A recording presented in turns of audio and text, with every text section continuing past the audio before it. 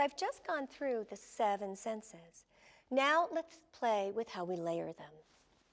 And this is where we're going to get into rocking and swaying. So there are first 4 tips I want you to keep in mind. One is, how many senses does your baby need at any particular time to stay regulated, remember, to stay and organize and be in control of their body, their actions, and their feelings.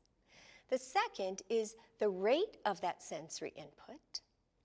The third point is the intensity of that sensory input. And the fourth point is the duration.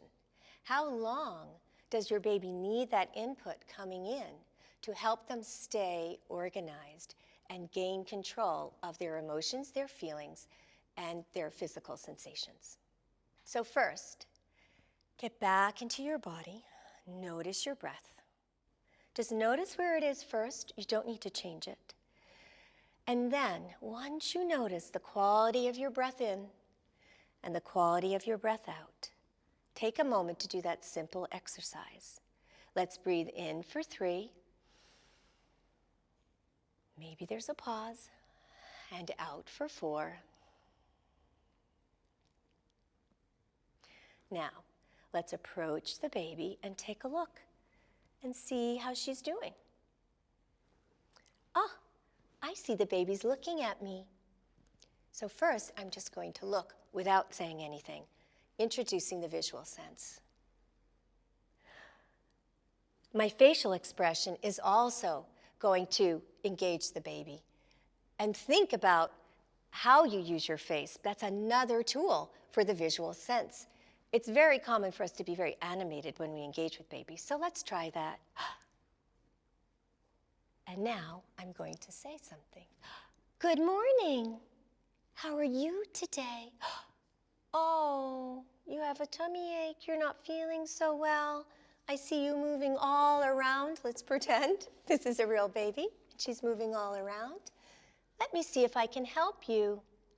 So maybe I'll just put my hand on her belly, as I demonstrated, and I'm talking and I'm looking at her. That's 3 sensory inputs. And if I feel through my sense of touch, remember I told you our hands communicate. If I see her starting to calm down, that may be all she needs. But maybe that didn't calm her down, and maybe I'm thinking I'll try picking her up. So I'll pick her up, carefully holding her head, and put her up on my shoulder and snuggle her in right here. I'm adding the proprioceptive sense, and if I start to bounce in a rocking rhythm, I'm adding another layer of that proprioceptive and vestibular. Now, bouncing is a form of rocking. There's an accent to that action. I can also rock side to side. Now, this is a pretty fast rock. I want to see if the baby responds to that. But if I don't sense that, maybe the baby's even pulling away from me, I might instead turn that rock into a sway. Here we go. And then check in on my breath again. Really make sure my exhale slows down. And I can match my rock or my sway to the baby's vocalizations. If the baby's crying really strongly, I might start with a bounce that maybe matches it either exactly or attunes to it. Maybe I'll add a little bit of a pause to my bounce to give her something to start to slow her body down. Or maybe I have to start really fast and short, quick bounces. And again, play with that swaying. And if she starts to soothe, I can tell through the way her body shifts. Maybe her body was really tense while she was crying. And so then I really want to make sure my body is soft and relaxed. There we go. Now I can use my voice. Remember, I told you babies love your voice. And singing is a really nice thing to do. That's adding another sense, though. But let's try it. Twinkle, twinkle, little star,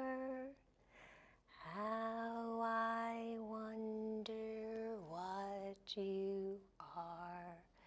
Now maybe I'll stop the singing as I feel the baby's body softening, and I'll just continue the swaying. So I've just taken away one sense. And then again, I tune into my breath.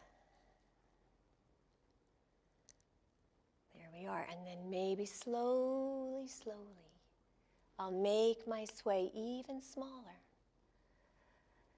so that the baby is just feeling my breath. And a slight undulation in my body. And I've just moved that sway to up and down. And maybe bring in my head a little bit. Now I've just started to circle a little. Do you see that? Another sensory input. I can even slow that down. And maybe the baby has calmed down. But maybe suddenly the baby's uncomfortable again, or because of the baby's ports, she may prefer her back to your front. This is called the bucket seat, and keeping the baby's pelvis, the lower body, her bottom, hanging a little, and adding a little bit of a pulse to the rock can sometimes really help organize the baby. Remember, rhythms are organizing.